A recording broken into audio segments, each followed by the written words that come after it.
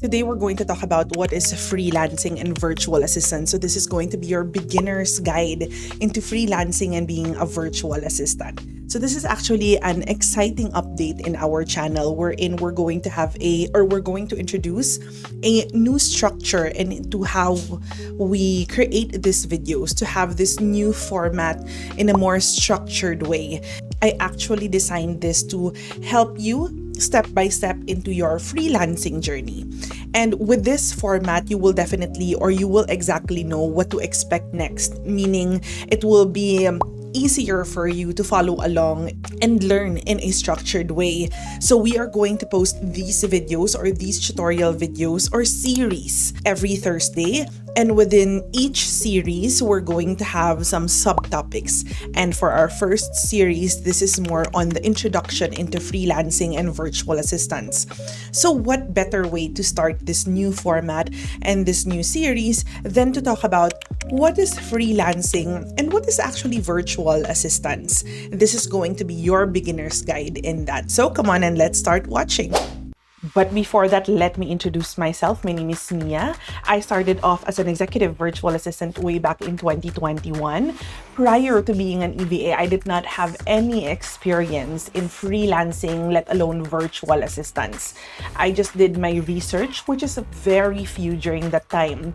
There were no content creators just like me or my friends who were actively and intentionally sharing their journey into being a virtual assistant. So I didn't have any resources way back then. I had to do all of my research in a very hard way. And most of the content creators who were sharing before are based in another country. So I didn't have any fellow Filipinos who were creating content. But now I am no longer an executive virtual assistant. I have been promoted into a training and operations manager. And I am now designing training materials and teaching new hires how to be an executive virtual assistant.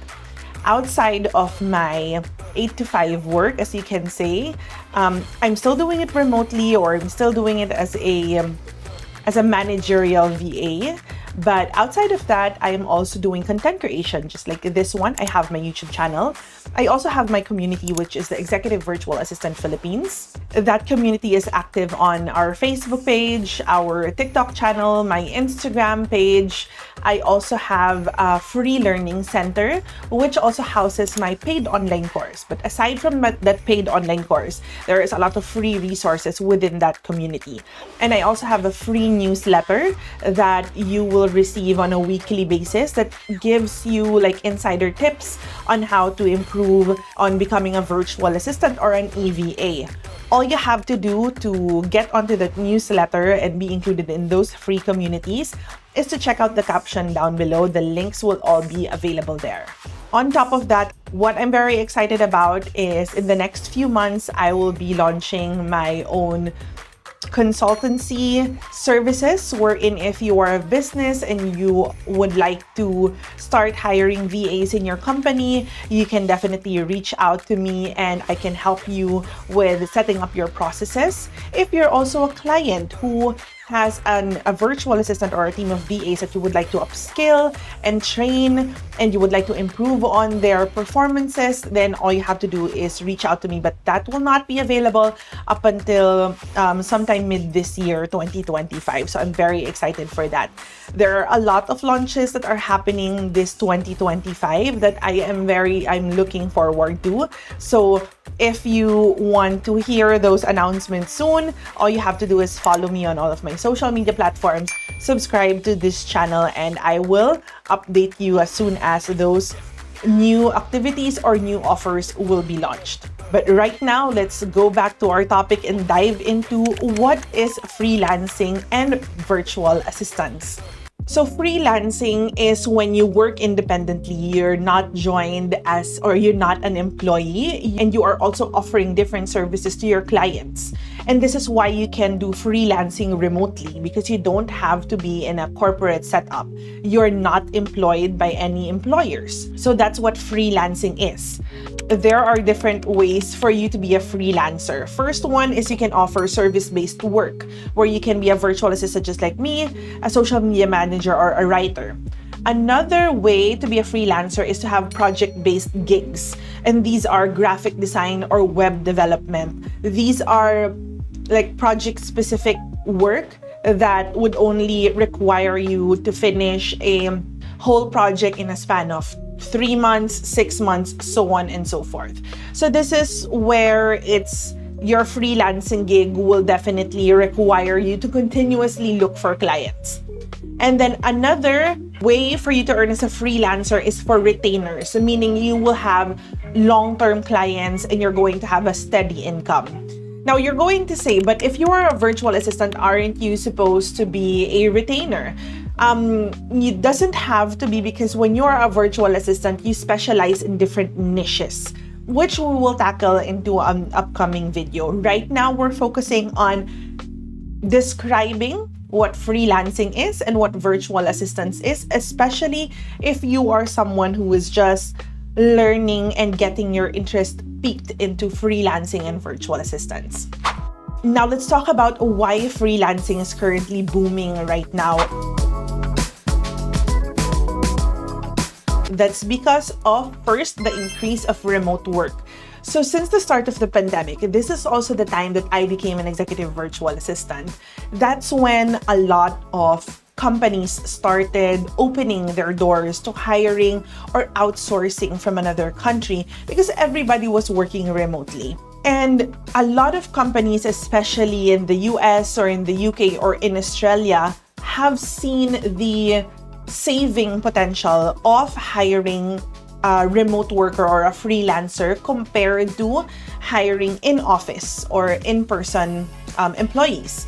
Why is it cost saving? First, they don't have to pay for an actual office. They don't have to actually provide equipment to their employees. They don't follow their employee regulations because they are hiring a service-based provider.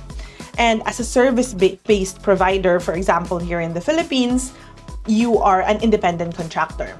They do have some laws also when hiring independent contractors, which are very technical. And we're going to talk about that maybe on a later video. But basically, that's how it becomes cost-effective for companies to outsource their independent contractors outside of their country. And here in the Philippines, for the past few years, we have been producing a lot of amazing virtual assistants that a lot of foreigners have been raving about. And that's something that we should really be very proud of. But aside from that, why is, like what we're talking about, why is freelancing or virtual assistance boom? Aside from it being, of course, fully remote work and cost savings for the employer or the client, but it's booming here specifically for the freelancers and VAs, specifically in the Philippines, because of the flexibility.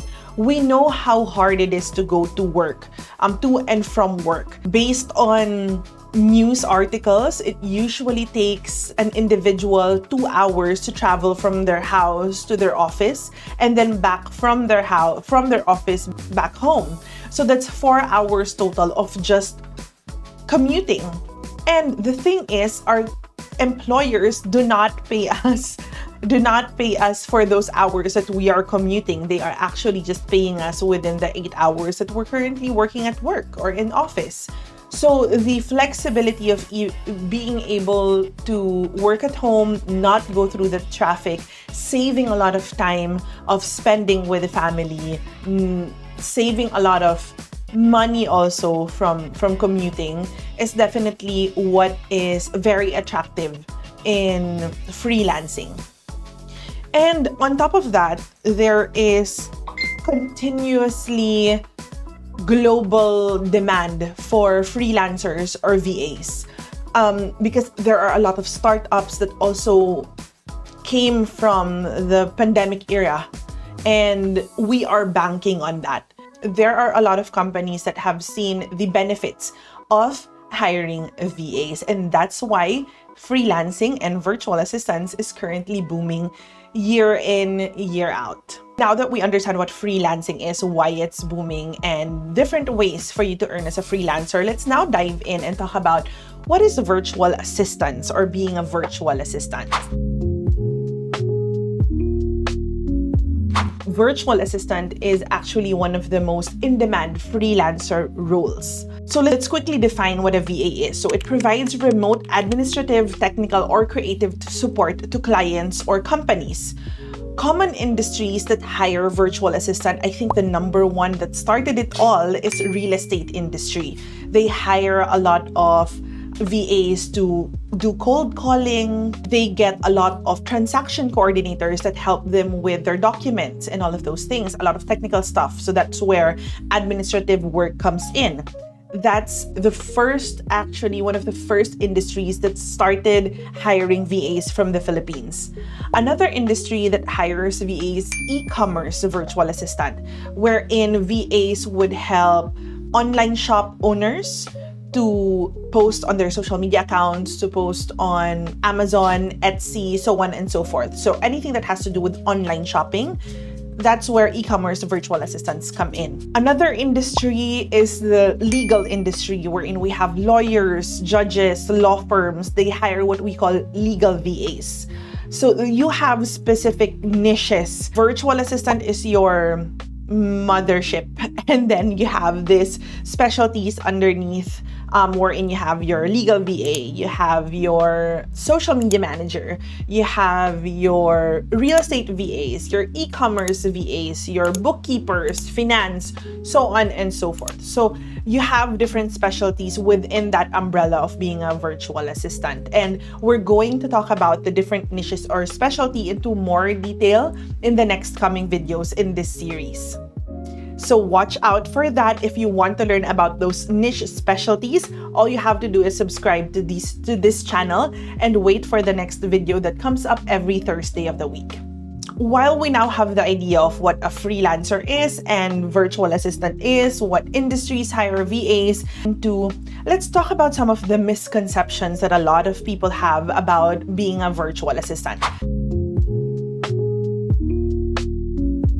The first myth that I want to talk about is that VAs are just online secretaries. So the truth is, VAs or virtual assistants handle a lot of admin work. They also handle project management, social media, customer service, tech support, and so much more. It's not just about being a secretary.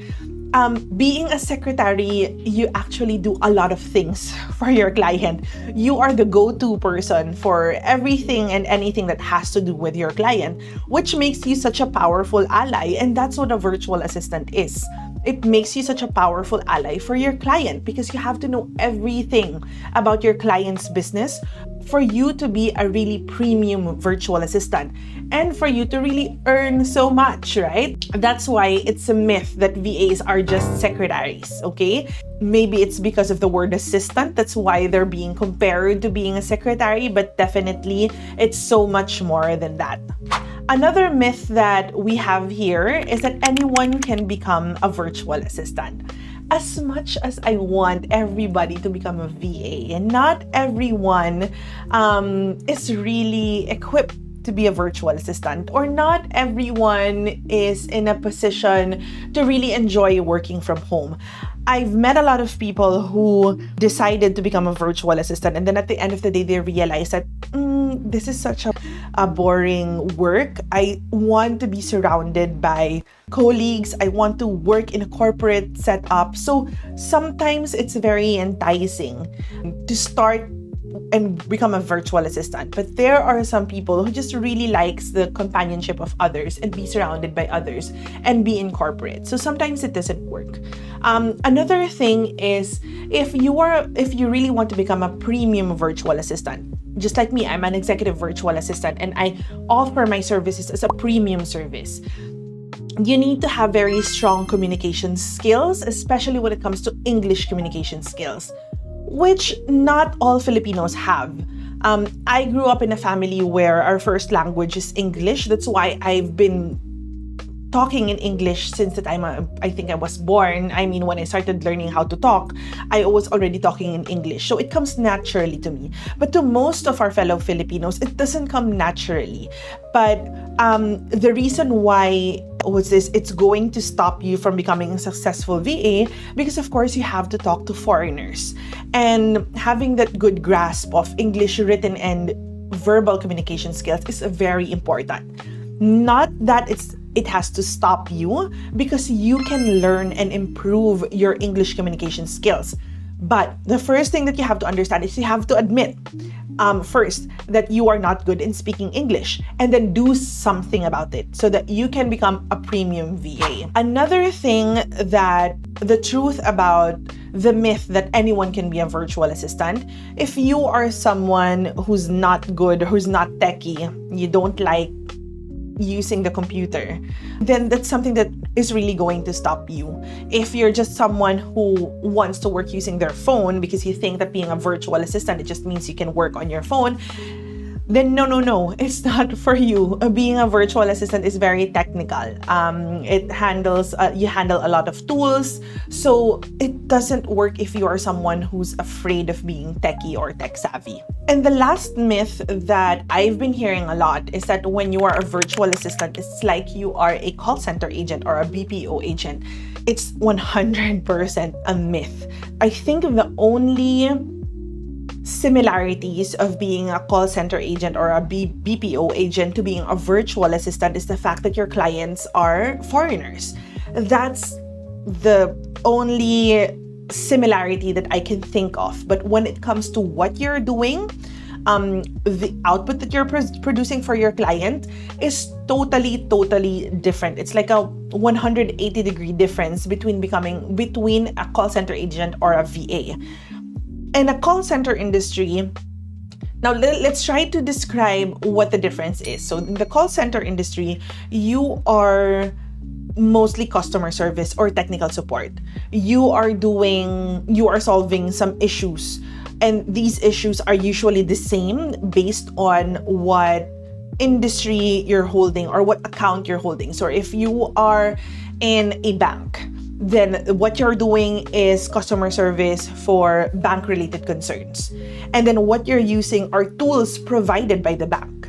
Okay? If you are a virtual assistant, you can sometimes do customer service for your client, but you do so much more than that.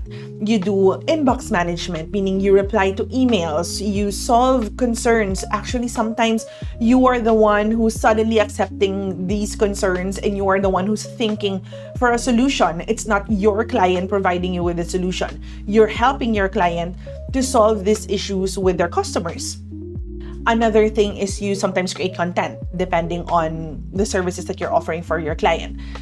And then you use tools that aren't usually used in call center industries. These are tools, let's say Google Calendar, Gmail, Notion, ClickUp, Monday.com. These aren't tools that are usually used in a call center industry. So it's totally different than being a call center agent if you decide to be a virtual assistant.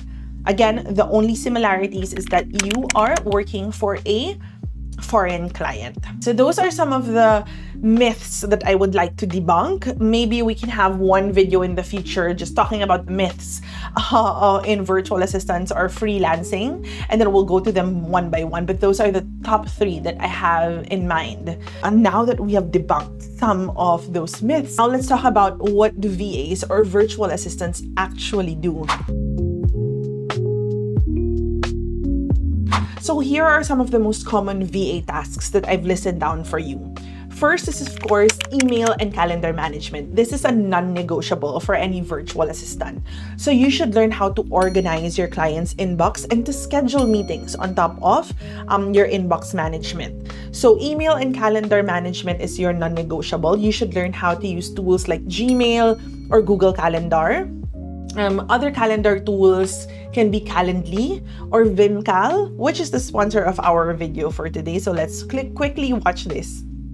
I want to take a moment to thank today's sponsor, Vimcal. Now, Vimcal is not just any calendar app. It's built for productivity and speed, making scheduling an absolute breeze. Whether you're managing your own schedule or your client's schedule, Vimcal lets you handle bookings, meetings, and holidays all in one streamlined view.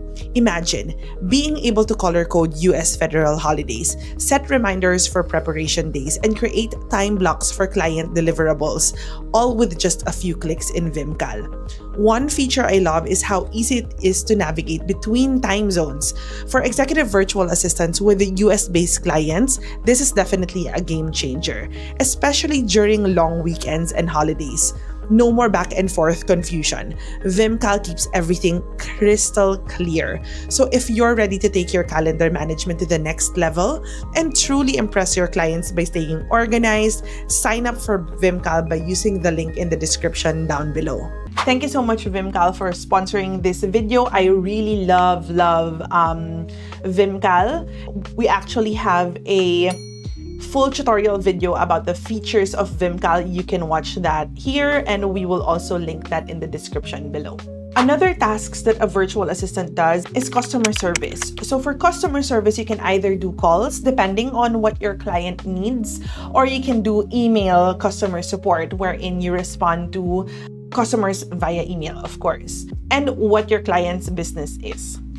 Another task is research and data entry. So this is gathering information and organizing the information that you have gathered. So tools that you should learn how to use when for research management and data entries are Google Drive, so that you know how to organize all of the research that you've done. Of course, how to use the internet, research engines such as Google Chrome.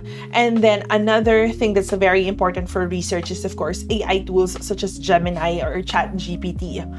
And when you create this output, you have to make sure that you use project management tools such as ClickUp, Notion, Asana, Trello. So those are the things that you would use and you should learn how to use. Another common VA task is travel planning and expense tracking. You don't have to be a travel agent, or you don't have to be finance or a bookkeeper to do this for your client. So all you have to do is, of course, learn how to book flights, book hotels and search hotels, restaurants, create itineraries, so on and so forth. I do have coming in the next series, we're actually going to talk about each of these skills or tasks, and we're going to dive into those tutorials, and that will be coming and that will be in our next series. And then we also have specialized roles or niche specific roles for a VA. We have my favorite of all, executive virtual assistant. So that's wherein you become the Jack and Jill of all trades. You do almost everything for your client, from their business to their personal stuff or business or personal responsibilities. And then we have social media managers, wherein you focus on branding for your client, creating content, content calendar, and strategizing on how we can improve our client's social media. We also have lead generation VAs, wherein your expertise is looking for leads. Let's say if it's real estate, your expertise to look for people to buy for your real estate clients, from your real estate clients portfolio. Now, I hope you learned a lot about our description into what freelancing is and what virtual assistant is. We will not be able to cover everything in one video. That's why I started this series for you, especially if you're starting and getting your interest peaked into freelancing or virtual assistants.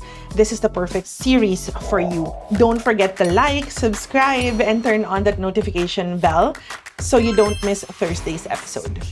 Thank you so much for watching, everyone. I hope you learned something from this video, and I hope it excites you to become a virtual assistant, because there's so much more to learn, and there's so much benefits on becoming a virtual assistant that you would definitely enjoy.